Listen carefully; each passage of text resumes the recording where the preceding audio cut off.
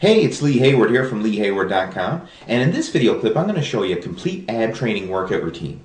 I've gotten a lot of emails lately over, through my video subscribers and things like that, people asking me when am I going to put out an ab training video clip. So that's exactly what I did. I went into the gym today and I filmed some of my favorite ab exercises, and I'm going to show them to you right here now in this video clip, along with some, tips and suggestions that you can use with regards to the sets and the reps and things like that, because there's a lot of misconception out there when it comes to ab training, and hopefully I'll cover a lot of that in this video clip. Okay, so the first thing that I want to cover here before I actually get into the nitty-gritty details of the exercises is when it comes to ab training and getting six-pack abs, your body fat level is more important than anything else. I mean, virtually everybody out there has six-pack abs. The problem is for 99.9% of the population, those abs are just covered by a layer of body fat. So in order to see your abs, you need to lose the body fat first, and this is done through diet and cardio and things like that in order to burn up the body fat and get the skin around your midsection really thin so that you can see the muscle definition underneath. So anyway, I mean that there is a topic for another video all entirely. But in this video clip right here, I'm going to focus on the actual ab exercises that you would do in the gym.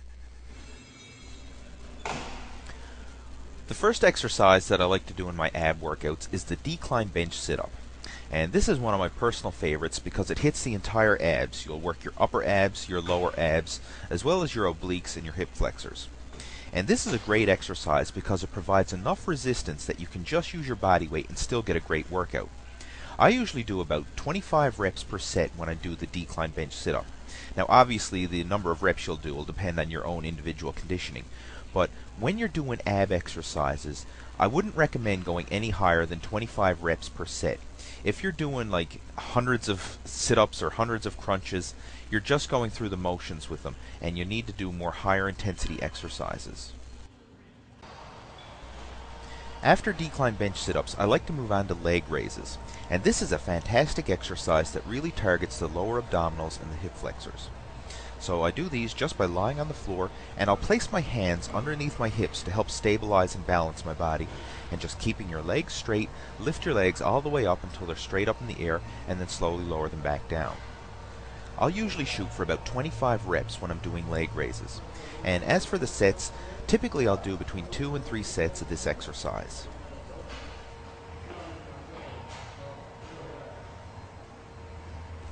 A more advanced variation of the leg raise could be done on a leg raise station, or even hanging from an overhead chin-up bar and just lifting your legs up that way.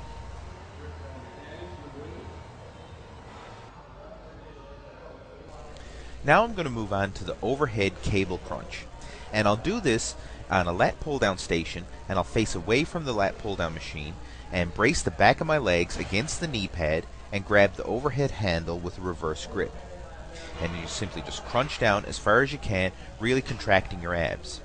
Now with this exercise I'll do fewer reps because it's a weighted exercise, so I'll typically do between 10 and 15 reps with this movement. Again, you don't want to go too heavy because you'll find it hard to maintain, good form and get that mind-muscle connection throughout your midsection. But at the same time, you don't want to go too light and do too high reps. I find between 10 and 15 is the sweet spot for this exercise. And again, I'll do between 2 and 3 sets of the movement.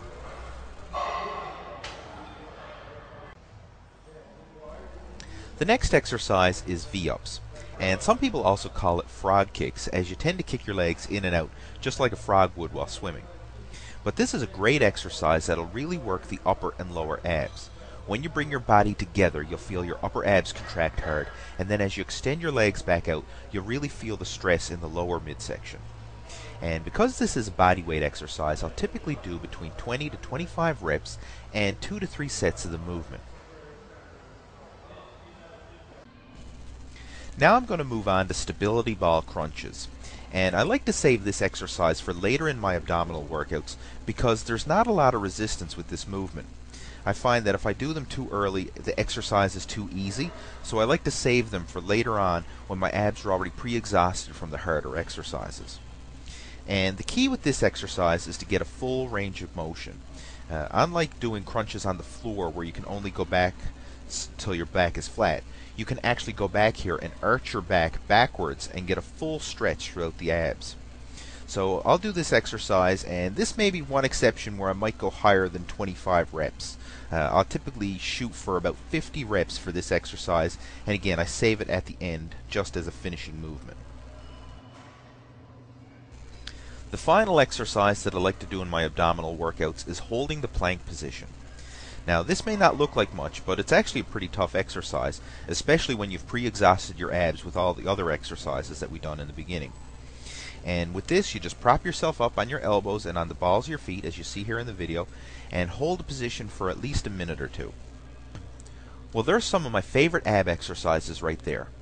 Now, if you wanted to follow all these exercises, you could do probably like 2 sets of each movement, and that'd be a total of 12 sets for your abs, which would be a fantastic workout. Or, if you prefer, you can just pick a few of these exercises and do multiple sets of each one. There's really no right or wrong way to go about it. The abdominals are just stabilizer muscles that support the core. They're not major muscle groups like the chest, back, and legs, where you'd really want to focus on heavy progressive overload training. Like I mentioned in the beginning of the video, the key to getting ripped six-pack abs is by losing the body fat through diet and cardio. Doing more ab training in the gym is not going to speed up your progress. But if you would like to know how bodybuilders diet and train to get those ripped six-pack abs, then I suggest you go to my website and check out my new book and DVD program titled Your First Bodybuilding Competition. Now, even though this course is designed for competitive bodybuilders who want to get ripped for the stage, the same techniques apply for anybody who's looking to lose body fat and get a lean, athletic physique. So whether you're looking to get ripped for the stage or just ripped for the beach, the same training principles apply.